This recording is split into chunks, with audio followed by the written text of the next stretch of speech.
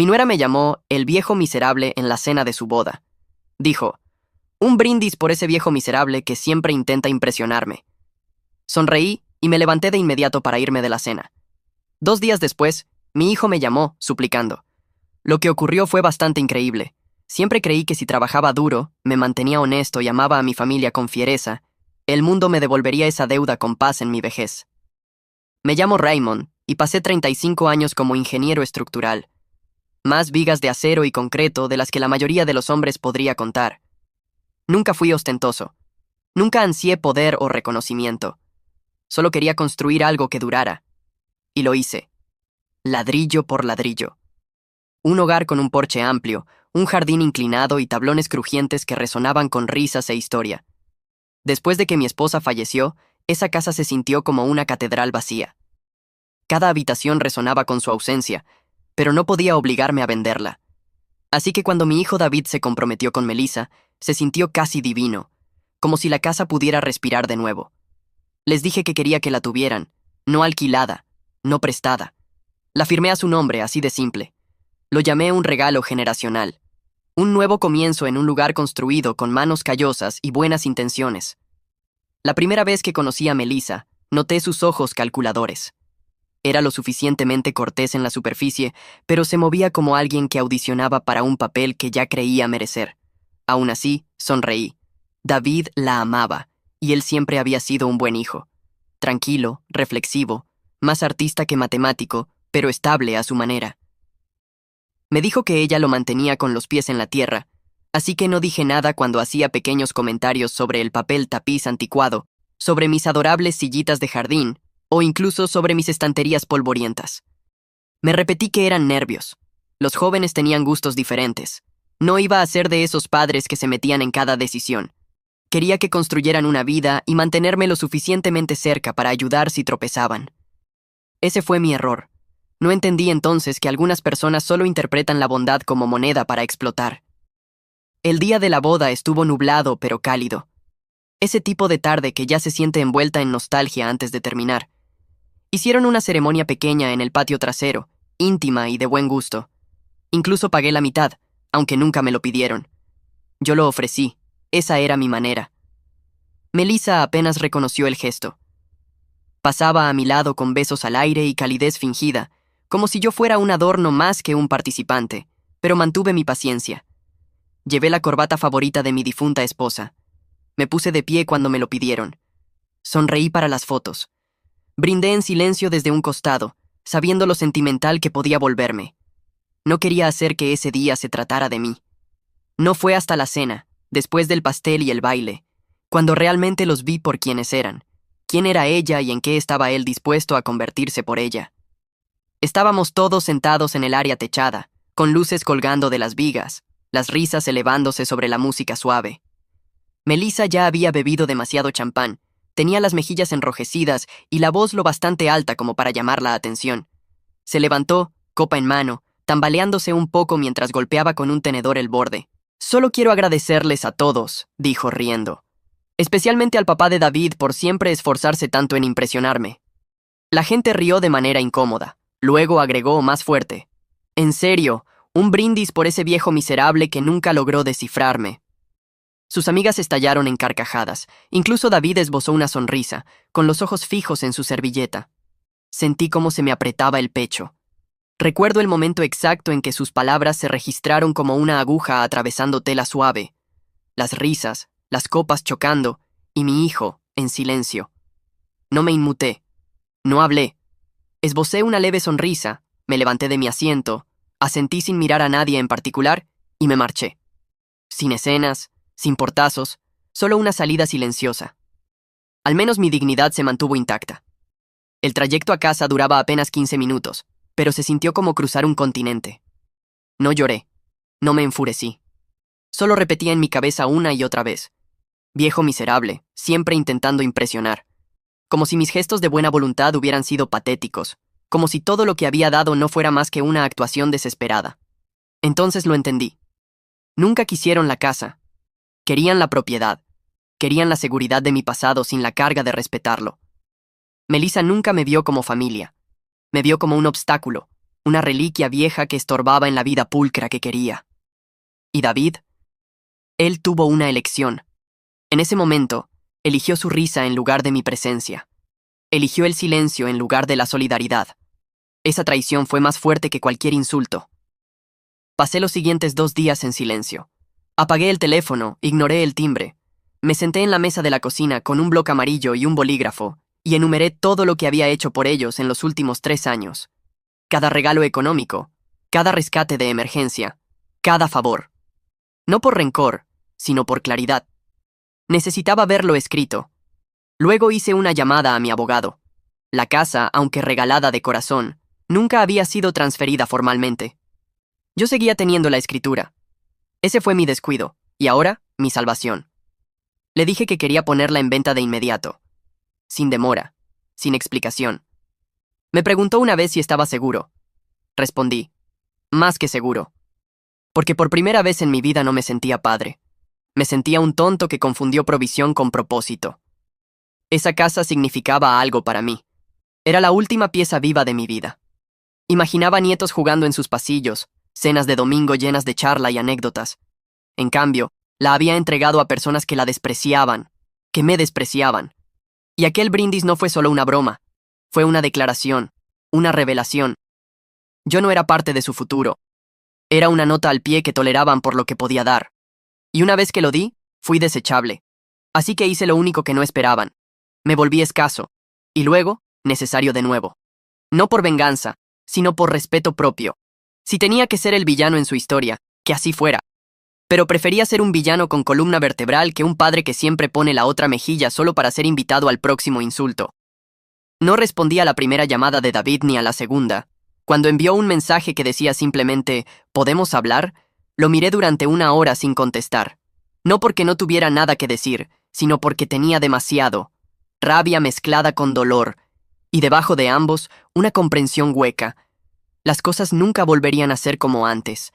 Hay un tipo particular de silencio que sigue a la traición. No es la quietud de la paz, sino la que grita debajo de la piel. Caminé por la casa como un fantasma esos 2 primeros días, abriendo cajones que no había tocado desde que murió mi esposa, pasando la mano por marcos de fotos viejas, respirando el olor de la madera añeja y la lavanda seca. Ya no lloraba por el insulto en sí. Lloraba por la ilusión a la que me había aferrado. La idea de que el amor, especialmente el familiar, garantizaba respeto. Porque no lo hace. Nunca lo hizo. Y ahora yo era solo un hombre solo en una casa llena de recuerdos, viendo cómo la base de la paternidad se resquebrajaba bajo mis pies. Llamé a mi abogado la mañana después de esa larga noche solitaria. Le dije que procediera a poner la casa en el mercado de inmediato. Parecía sorprendido, como si no esperara que lo llevara hasta el final. Supongo que pensó que me enfriaría, que el tiempo y la culpa suavizarían la herida. Pero ya no estaba enojado. No en el sentido habitual. No me movía la venganza, sino la claridad. Les dije que ellos habían tomado su decisión. Ahora yo tomaba la mía. El proceso legal fue rápido, más rápido de lo que anticipé. Como la escritura nunca fue transferida legalmente, ellos no eran propietarios, eran invitados. Y como invitados, su bienvenida había expirado. La notificación de desalojo llegó en 48 horas. Me advirtieron que podría ponerse feo. Dije que no me importaba. Había resistido tormentas peores. Lo que importaba ahora era el principio. Ellos se habían reído de mí, me habían humillado públicamente y asumieron que lo tragaría como un anciano demasiado desesperado por ser querido. El primer golpe real vino cuando David volvió a llamar, esta vez en pánico. Eran las 10:37 p.m. Casi no contesté, pero algo en mí quería escuchar su voz, ver si decía lo correcto. «Papá», dijo de inmediato. «Acabamos de recibir una notificación de desalojo. ¿Qué demonios está pasando?» Sin saludo, sin disculpa, solo pánico y acusación. Me recosté en la silla, mirando la pantalla oscura del televisor frente a mí. «Es exactamente lo que dice», le respondí con calma.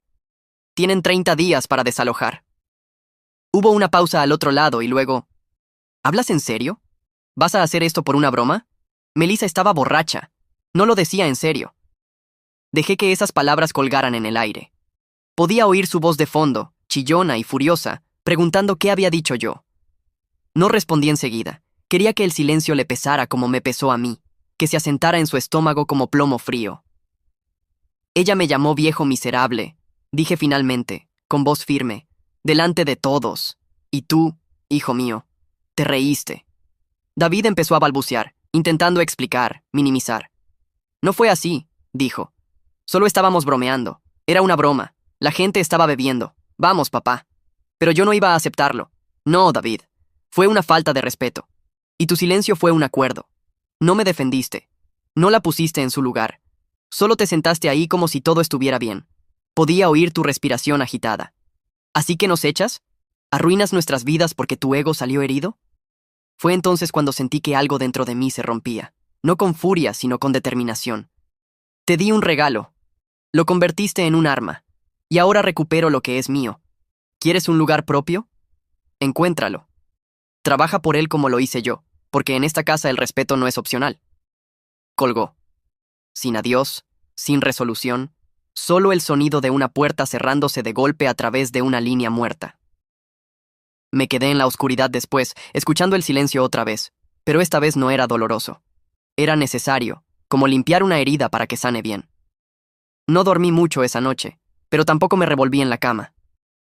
Estaba despierto, recordando todos los cumpleaños, las rodillas raspadas, la matrícula universitaria, los viajes nocturnos cuando se le descomponía el coche. Todas las formas en que siempre estuve ahí sin dudar, y cómo todo se borró tan rápido por la sonrisa burlona de una mujer y el silencio cobarde de mi hijo. Entonces entendí que ser padre no significa ser un felpudo. Significa enseñar lecciones, incluso cuando duelen, especialmente cuando duelen. Durante la semana siguiente recibí una avalancha de llamadas y mensajes. La madre de Melissa me llamó cruel y rencoroso. Un primo me escribió que debía ser el hombre más grande. Un ex colega vio una publicación vaga que Melissa había hecho en Facebook y me preguntó si todo estaba bien. No respondí a ninguno. No le debía explicación a nadie. Lo que había hecho no fue venganza, fue corrección. Una recalibración largamente necesaria de los límites. Cuando la gente te muestra quién es, cuando se burlan de tu bondad y se ríen en tu cara, o lo aceptas o cambias los términos de la relación. Yo cambié los términos. Y por primera vez en años, sentí que no me estaba encogiendo para hacer espacio a personas que nunca habían hecho espacio para mí. Entonces llegó la carta. Un sobre escrito a mano, sin remitente, solo mi nombre en la caligrafía reconocible de David. Dentro había una sola hoja. «Papá», empezaba. Metí la pata. Admitió que le avergonzaba cómo lo había manejado. Dijo que no supo cómo hablar en ese momento sin empezar una pelea. Dijo que Melissa podía ser dura cuando bebía. Dijo que tenía miedo de que yo me alejara. Esa parte dolió más. Tenía miedo de que yo me alejara, como si no hubiera estado siempre en la orilla llamándolo con la mano todo este tiempo. La carta terminaba con: «Por favor, reconsidera. No dejes que este sea el final». La leí 2 veces. Luego la doblé con cuidado, la puse en el cajón donde guardaba las cartas de mi esposa y lo cerré sin responder. Porque esto no era el final. Era el comienzo. De límites, de silencio, de paz ganada con dolor. No odiaba a mi hijo, pero tampoco podía confiar en él. No todavía. Tal vez nunca. Esa es la parte que nadie te dice sobre la paternidad. No se trata solo de amor, se trata de límites. Y yo finalmente había encontrado los míos. La llamada llegó una semana después de la carta, y algo en el momento me dijo que no sería una disculpa. Estaba sentado en la sala de sol, tomando café negro, viendo cómo la luz de la mañana se extendía por las baldosas cuando mi teléfono vibró en la mesa. El nombre de David iluminó la pantalla. Lo miré un rato, pensando en todos esos años en los que dejaba todo por escuchar su voz, cuando era pequeño, y yo todavía era su héroe. Finalmente contesté, no porque esperara algo nuevo, sino porque necesitaba escuchar por mí mismo qué tipo de hombre había decidido ser mi hijo.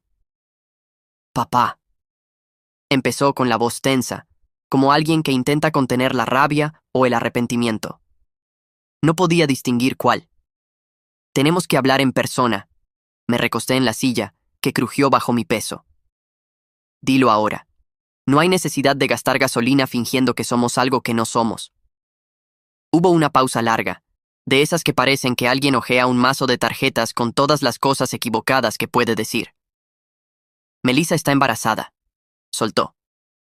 Parpadeé. Las palabras cayeron como un golpe sordo. No porque no me importara, sino porque no podía decidir si usaba la noticia como arma o si realmente me estaba buscando. Felicidades, dije con frialdad. Espero que el bebé herede tu sentido del tiempo. Suspiró. Vamos, papá, estoy intentando aquí. Me quedé callado, dejando que el silencio hiciera el trabajo pesado. Finalmente dijo, ya entendiste el punto, ¿ok? Melissa se pasó de la raya. Pero no puedes desarraigarnos así. Estamos formando una familia. Ahí fue cuando sentí la furia subir. No ruidosa, sino aguda y certera. Ustedes mismos se desarraigaron en el momento en que decidieron que mi dignidad era menos importante que su chiste barato. Él trató de suavizar la voz, entrando en ese tono que usaba de adolescente cuando quería que yo lo liberara de un castigo. Ella no lo dijo en serio. Había bebido mucho. Sabes cómo se pone cuando está nerviosa. Cerré los ojos respirando lento. ¿Y tú sabías cómo era yo cuando te regalé esa casa? ¿Eso la detuvo? Pregunté. ¿Eso te hizo defenderme? ¿Te impidió sonreír cuando me convertí en el hazmerreír frente a un salón lleno de extraños? Lo escuchaba respirar con desigualdad, como si quisiera discutir pero no tuviera base. No pensé que te doliera tanto, murmuró. Ahí fue cuando exploté. No con gritos, sino con precisión. No pensaste en absoluto, David. Ese es el problema. No pensaste que haría algo. Pensaste que tragaría el insulto y aún así aparecería con un cheque en Navidad. Hubo un silencio quebradizo. Luego cambió de táctica, esta vez a la culpa. No tenemos a dónde ir, papá. Los padres de Melissa tienen un lugar muy pequeño. Está siendo difícil. Asentí, aunque él no podía verlo. Será más difícil aún. Pero así es como se aprende. Yo aprendí. Escuché a Melissa de fondo, su voz aguda y amarga preguntando, ¿estás cediendo? No sabía que la llamada estaba en altavoz. Reconocí la acústica, el eco de una cocina demasiado abierta para la privacidad. Ese fue su error. Yo no dije nada, y un segundo después, ella rió. Dile que se aguante con su cheque de jubilación. No vamos a arrastrarnos de vuelta con ese viejo polvoriento. Sonreí, no porque no doliera, sino porque aclaró todo. ¿Estás en altavoz, verdad? Pregunté. David no respondió. Lo sabía. Intentó justificarse, excusarse. Ella no quiso decir eso, ella pensaba... Lo interrumpí. David, no te molestes. Escuché lo que necesitaba. Y lo decía en serio. No era el primer insulto. Era la confirmación de que no fue un accidente. Así era ella y, peor aún, así era él al elegir estar con ella con los ojos abiertos. La casa se venderá en 3 semanas, dije. Usa ese tiempo sabiamente. No respondió. Esperé un momento y añadí una última cosa antes de colgar. Solía pensar que amarte significaba protegerte de las consecuencias, pero ahora sé que significa dejarte sentirlas. Y con eso terminé la llamada. Sin gritos, sin maldiciones, solo un padre saliendo al fin de la sombra de sus propias expectativas. Las secuelas de esa llamada pesaron en mi pecho el resto del día. No era arrepentimiento, era peso. El que viene de soltar un sueño. Siempre imaginé envejecer rodeado de familia, viendo a los nietos correr por los pasillos de la casa que construí con mis propias manos. Pensé que mi legado estaría en comidas compartidas, fiestas tranquilas, recuerdos cálidos. Pero el legado, aprendí ahora, no es lo que dejas atrás, sino con quién lo dejas. Y si no pueden cargarlo con respeto, no merecen cargarlo en absoluto. Pensé en mi esposa, en cómo solía decir, el respeto nunca se negocia, ni siquiera con la familia. Antes creía que era demasiado dura. Ahora entendía que simplemente había vivido lo suficiente para ver la verdad antes que yo. Esa tarde me senté en mi escritorio y escribí una carta corta, no para David, sino para la agente inmobiliaria. Le dije que procediera con urgencia, sin retrasos. Incluí los detalles de la propiedad, una lista de no negociables y la petición de evitar vender a alguien de la familia. No quería que esta casa volviera a caer en manos equivocadas por culpa o manipulación. Merecía un nuevo comienzo, aunque yo no pudiera tenerlo. Cuando firmé mi nombre al final, sentí que algo se relajaba en mis hombros. Una liberación tranquila, como un suspiro que no sabía que llevaba tiempo conteniendo. Por primera vez en años, no estaba esperando ser invitado. Me marchaba con mi nombre intacto. A la mañana siguiente di un paseo por el vecindario. Algunos vecinos me saludaron con la cabeza. Otros preguntaron si estaba bien. Habían oído rumores. Simplemente sonreí y dije, estoy bien, solo limpiando la casa. La mayoría no insistió. Los que lo hicieron recibieron de mi parte un pequeño encogimiento de hombros y un... La familia es complicada. Y era cierto. La familia es desordenada, enredada, muchas veces injusta, pero también es una elección. Y yo ya había terminado de elegir a personas que me veían como un recurso y no como una persona. Había pasado demasiado tiempo confundiendo obligación con conexión. Y esta era mi rendición de cuentas. No supe nada de David durante varios días después de eso. Sin llamadas, sin mensajes, solo silencio. Y en ese silencio encontré claridad. Ya no estaba enojado. Estaba decepcionado, pero no roto. Había sobrevivido a cosas peores. La vida tiene la manera de ponerte a prueba justo en el borde de lo que creías tu límite final, solo para mostrarte que aún queda algo más. Yo tenía mi dignidad. Yo tenía mi paz. Y tuve la fuerza para hacer lo que la mayoría de los padres nunca hacen. Decir basta y decirlo en serio. Todo empezó con susurros. Sutiles al principio, como la forma en que un vecino se detenía un poco demasiado antes de saludar, o como alguien en el supermercado me miraba de reojo y luego se inclinaba para susurrar algo a la persona a su lado. Caminaba junto a personas que había conocido durante años, gente que había pedido prestadas herramientas de mi garaje o compartido guisos con mi esposa cuando aún vivía, y de repente sus sonrisas eran rígidas, sus saludos cargados de curiosidad en lugar de calidez. No necesitaba escuchar cada palabra para saber lo que circulaba. Siempre empieza con una pregunta. ¿Escuchaste lo que hizo Raymond? Y luego se propaga como humo de un fuego que nadie quiere admitir que está avivando. Esperaba la reacción, siendo honesto, pero lo que no esperaba era lo rápido que la gente eligió bandos, y cuántos de ellos no eligieron el mío. Unos días después de la llamada con David, mi hermana Ellen me llamó al teléfono fijo. Su voz era dura, quebradiza de juicio. «Ray, ¿qué estás haciendo?», soltó. «Echaste a tu propio hijo. ¿Por un brindis? ¿Qué te pasa?». Cerré los ojos, conté hasta 3 y respondí con calma. No fue solo un brindis, Ellen. Fue todo lo que llevó a eso y todo lo que siguió.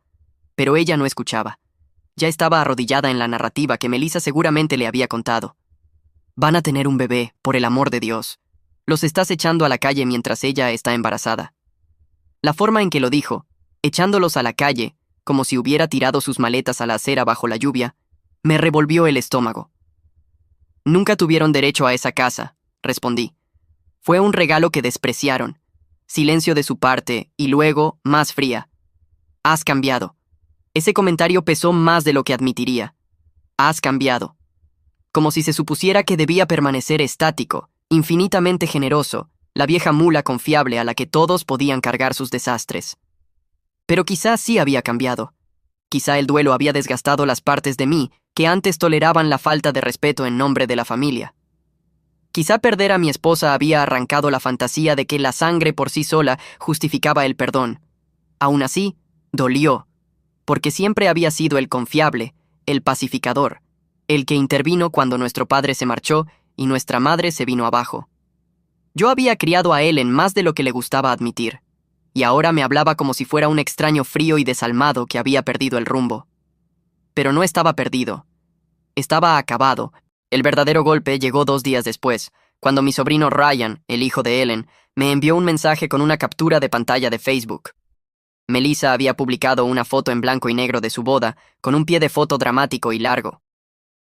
Es desgarrador cuando las personas que deberían protegerte se convierten en las que más te hieren, pero nos levantamos. Había decenas de comentarios. «Sé fuerte, chica. Te mereces algo mejor. Qué pena que tengas que lidiar con una familia tóxica».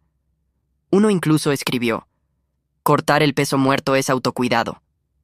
Me reí a carcajadas, no porque fuera gracioso, sino por la pura desfachatez. ¿Yo era el peso muerto ahora? El hombre que había pagado la mitad de su boda, que les había dado una casa y nunca les pidió un centavo a cambio. Y ahora, porque exigí respeto básico, yo era el villano en su pequeña tragedia curada.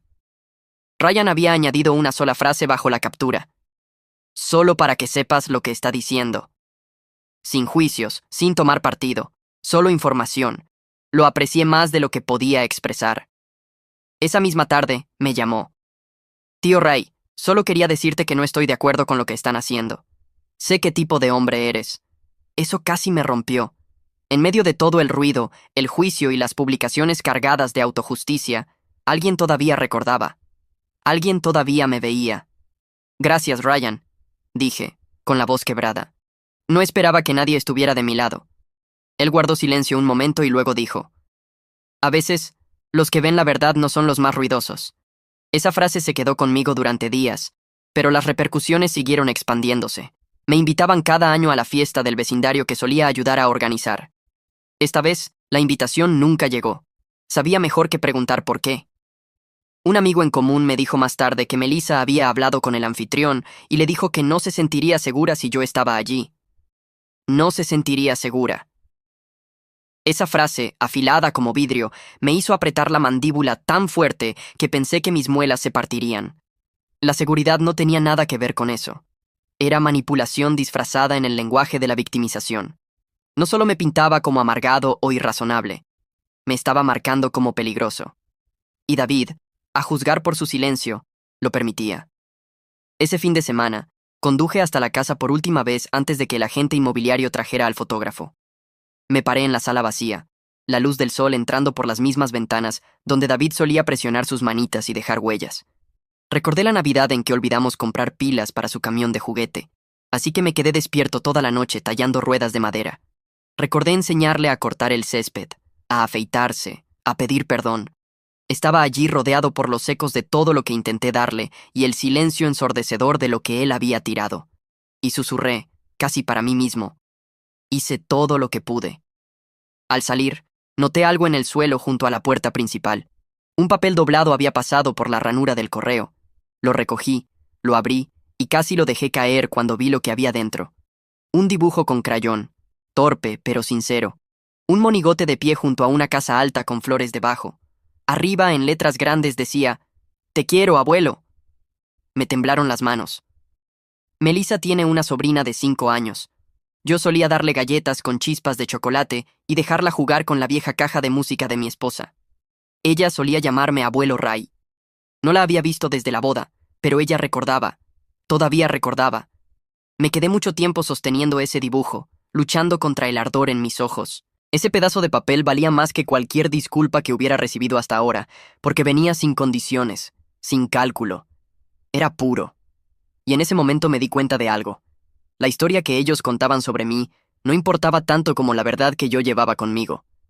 El dibujo fue a parar al bolsillo de mi abrigo, y cerré la puerta con llave por última vez. No solo la puerta de la casa, sino la de ese capítulo, esa confianza, esa versión de la paternidad en la que seguía esperando que las personas que amo me amaran de la manera correcta. No esperaba compañía. Ese jueves por la tarde, el cielo se había asentado en uno de esos estados grises y nublados que hacen que todo se sienta más pesado, como si el aire contuviera la respiración. Estaba preparando una segunda cafetera, más por costumbre que por deseo, cuando escuché los golpes en la puerta. 3 toques firmes, ni impacientes ni dudosos, solo seguros. La abrí y encontré a Margaret Donnelly en mi porche, con los brazos cruzados sobre su cardigan burdeos, una expresión neutral suavizando sus rasgos usualmente afilados. «No te quedes ahí parado», dijo. «No vengo a morderte. ¿Tienes café de verdad o solo esa basura instantánea que solías servir?» Parpadeé, atónito un segundo, y luego me hice a un lado y le indiqué que pasara. Margaret había sido la amiga más cercana de mi esposa durante casi 40 años. Y aunque siempre habíamos sido cordiales, siempre había una cierta dureza en nuestras interacciones, un entendimiento mutuo de que nuestra lealtad hacia Linda no se extendía del todo entre nosotros. Pero hoy, su tono era menos acero, más hueso, y sentí algo diferente en su postura, como si viniera no como juez, sino como testigo. Nos sentamos frente a frente en la vieja mesa de la cocina, la de las patas melladas y los anillos de agua de décadas de vasos descuidados. Ella miró alrededor lentamente, como midiendo el silencio. «Este lugar todavía huele a ella», dijo suavemente. Asentí. Nunca cambié mucho después de que ella murió. No tenía fuerzas para hacerlo. Margaret sorbió el café y luego me miró a los ojos. «He estado escuchando cosas, Ray». Su voz no acusaba. Flotaba, equilibrada cuidadosamente entre la preocupación y la curiosidad. De Ellen, de algunos conocidos en común. Pero no vine a regañar. Vine a preguntar qué pasó realmente, Porque te conozco y sé que no quemarías tu propia casa a menos que el fuego ya hubiera empezado. Esa frase, el fuego ya había empezado, se me quedó grabada. Me recosté en la silla y le conté todo. El brindis, las risas, el silencio de David, el desalojo, las repercusiones. Su rostro no se inmutó ni una sola vez. Escuchó como Linda solía escuchar, con todo el cuerpo. Cuando terminé, dejó la taza sobre la mesa con cuidado y exhaló por la nariz. «Maldita sea», dijo. «Esa chica tiene una vena cruel. Siempre la tuvo». Levanté una ceja. «¿Lo sabías?». Se encogió de hombros. A Linda no le gustaba. Nunca lo dijo directamente, pero yo lo notaba. Decía que Melissa llevaba el encanto como un disfraz. Bonita, pero vacía. Y David, bueno, él siempre fue más corazón que columna vertebral. Eso me golpeó más de lo que esperaba. Sabía que mi esposa tenía dudas. Me sentí tanto reivindicado como traicionado.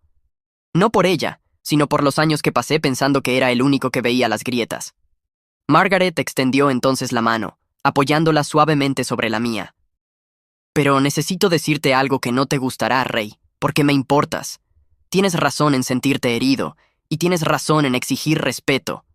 Pero cerrar completamente la puerta a David, a ese bebé, ya no se trata solo de orgullo, se trata de legado». Retiré mi mano lentamente con el pecho apretado. ¿Entonces debería aceptar el maltrato? ¿Quedarme sentado en silencio mientras me quitan la dignidad?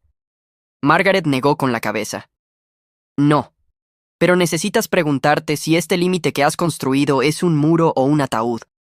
Puedes mantener tu posición sin enterrar lo poco bueno que aún existe. Ese niño es inocente, y David está atrapado en algo tóxico, pero sigue siendo tu hijo». Aparté la mirada, sintiendo el peso de sus palabras. «Él la eligió a ella», murmuré, «por encima de mí, por encima de todo lo que le enseñé». Ella asintió. «Y quizás se arrepienta, pero la puerta no tiene que estar completamente abierta. Rey, solo lo suficiente para que entre la luz». Su voz era suave ahora, casi suplicante. «No dejes que tus últimos años se definan por un enfrentamiento. No tienes que perdonarlos, pero tampoco te borres de la historia». Nos quedamos en silencio un buen rato después de eso. Yo miraba el vapor que subía de su café, pensando en el dibujo con crayones de mi nieta, en los pequeños pies que algún día podrían caminar por mis pasillos, en la versión de mí mismo en la que me había convertido. Rígido, inmóvil, todo principio y sin espacio para la complejidad. No quería ser ese hombre, pero tampoco podía ser el hombre que toleraba la falta de respeto en nombre de la unidad familiar. «No sé cómo volver de esto», dije finalmente. Margaret sonrió débilmente. «No tienes que volver. Solo no quemes todos los puentes. Déjalos aprender su lección. Y si algún día lo hacen, estate allí para recordarles quién eres. No porque lo merezcan, sino porque tú lo mereces». Después de que se fue, me quedé junto a la ventana y la vi caminar por el sendero. Sus hombros erguidos, su paso firme. Margaret nunca fue de sentimentalismos, pero me había dado algo que no sabía que necesitaba. Un camino hacia adelante que no exigía rendición. Esa tarde me senté y escribí otra carta. No a David esta vez, sino al niño aún no nacido. No conocía su nombre, su rostro, ni siquiera su género. Pero quería que supiera que, hace mucho tiempo, hubo un hombre que construyó una casa con amor, la entregó con esperanza y la perdió por orgullo, pero que nunca dejó de creer que algunas cosas, algunas personas, valen la espera. La sellé, escribí, «Ábrela cuando estés listo», en el sobre, y la guardé en el mismo cajón que la primera disculpa de David. No estaba listo para llamarlo. Todavía no. Y mucho menos estaba preparado para invitar a Melissa de vuelta a mi vida. Pero Margaret me había hecho darme cuenta de algo importante. Los límites no son lo mismo que los muros. Uno protege, el otro aprisiona. Y yo no tenía ningún interés en ser mi propio carcelero. Ellos aún tenían que enfrentar las consecuencias de sus actos. Eso no cambiaría. Pero tampoco necesitaba endurecer tanto mi corazón que ningún futuro pudiera crecer a partir de él. Quizá algún día ese niño llamara a mi puerta. Quizá algún día David se plantara en mi porche, mayor, más sabio y finalmente consciente de lo que había hecho. Y cuando llegara ese día, no quería ser un hombre amargado mirando una casa vacía. Quería ser alguien que ya hubiera hecho las paces con el pasado y hubiera dejado una pequeña luz encendida en la ventana, por si acaso. La venta se cerró un martes, poco después del mediodía. Recibí el correo de confirmación del agente inmobiliario con los documentos finales adjuntos, firmados, notariados y terminados. La casa ya no era mía. Me quedé mirando la pantalla durante mucho rato. Luego me recosté lentamente en la silla. Era extraño lo silencioso que todo se sentía después. No el silencio que sigue al caos, sino una quietud más profunda. La que se instala cuando tomas una decisión de la que no puedes volver atrás. Esperaba sentir algún tipo de arrepentimiento, o incluso duda, pero en su lugar sentí algo más cercano al alivio. No alegría, no vindicación, solo la ligereza que llega cuando una puerta pesada finalmente se cierra y ya no tienes que seguir mirándola, preguntándote si alguien entrará por ella. La espera había terminado. Había hecho lo que dije que haría. Y por una vez, eso era suficiente. Di un último paseo por la casa el día antes de que cambiara de manos. Ya estaba vacía entonces, despejada por los mudanceros, cada eco rebotando en las paredes desnudas. Pasé la mano por la barandilla donde David solía deslizarse con sus pijamas de Spider-Man, sus risitas resonando por la escalera. Me detuve en la cocina donde Linda y yo solíamos bailar despacio y en silencio, nuestros pies rozando las baldosas mientras la radio susurraba viejas canciones de Motown. Cada habitación guardaba una historia, pequeña, ordinaria e irreemplazable. No lloré. Ya había llorado en las noches solitarias y en los largos viajes en coche con las ventanas bajas. Había terminado de llorar el pasado. Ahora solo estaba dando testimonio de lo que quedaba y honrándolo una última vez antes de entregar las llaves. Cerré la puerta principal con llave, giré 2 veces y la metí en el sobre para el agente. Cuando me alejé, no miré atrás. Algunos cierres no necesitan una última mirada. Al día siguiente recibí otra llamada de David. Casi no respondí. Mi pulgar se detuvo sobre el botón de rechazar durante 10 segundos enteros. Pero algo dentro de mí, quizá curiosidad, quizá costumbre, me hizo presionar aceptar. Su voz era áspera, como si no hubiera dormido. «Ya está hecho, ¿verdad?», preguntó. No pregunté cómo lo sabía. Quizá el agente lo llamó. Quizá Melissa seguía vigilando cada movimiento mío en línea. Simplemente dije, «Sí, ya está hecho». Guardó silencio durante mucho rato. Luego dijo, «Nos mudamos con sus padres. Ha estado apretado». Esperé. No iba a llenar el silencio por él. Finalmente añadió, «Quería decir lo siento otra vez. Sé que probablemente ya no importa a estas alturas, pero necesitaba decirlo». Me incliné hacia adelante, apoyando los codos en la mesa. «Lo dijiste antes, pero no vino acompañado de un cambio. Vino acompañado de excusas». No discutió esta vez. Eso era nuevo. «Ella está enojada», admitió. «Aún no entiende por qué hiciste lo que hiciste. Pero yo empiezo a entenderlo. Debí haberte defendido. Esa noche simplemente me congelé. No quería armar una escena. Su voz se quebró un poco, pero lo empeoré al quedarme callado. Eso se asentó en el centro de mi pecho, no como dolor, sino como un reconocimiento sordo. «El silencio es una elección», le dije, «y cada elección tiene un costo». Otra pausa. Luego dijo, «¿Crees que alguna vez volveremos a hablar como antes?». Suspiré. «Estamos hablando ahora, David. Pero como antes, eso ya se fue. No puedes entrar a una habitación que incendiaste y esperar que se vea igual», murmuró. «Sí, supongo que no. No colgué, pero tampoco dije nada más. Al final lo hizo él. Ese fin de semana recibí una invitación por correo, sobre color crema, letras doradas, un baby shower. El nombre de Melissa escrito en cursiva junto al de David. El mío no estaba escrito a mano, solo impreso con el resto como cualquier otro invitado. Ese pequeño detalle decía más que la invitación en sí. Sabía exactamente lo que significaba. No era una oferta de paz. Era una actuación, una manera de parecer magnánimos, de decir a los demás, «Lo intentamos». Rehusé. Sostuve la tarjeta en mis manos durante un buen rato, mirando la línea del RSVP. Luego la volteé y escribí una breve nota en el reverso. «Deseo que tu hijo tenga una vida llena de amor y respeto. No asistiré». La sellé en un sobre en blanco y la devolví por correo a la mañana siguiente. Unos días después, me senté y finalmente le escribí a David.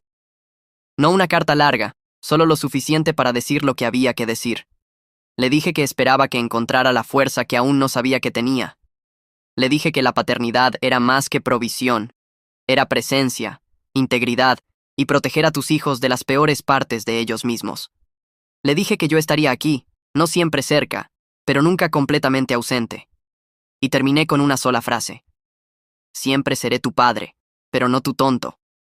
No fue cruel. Fue claro. Esa línea me había tomado mucho tiempo entenderla.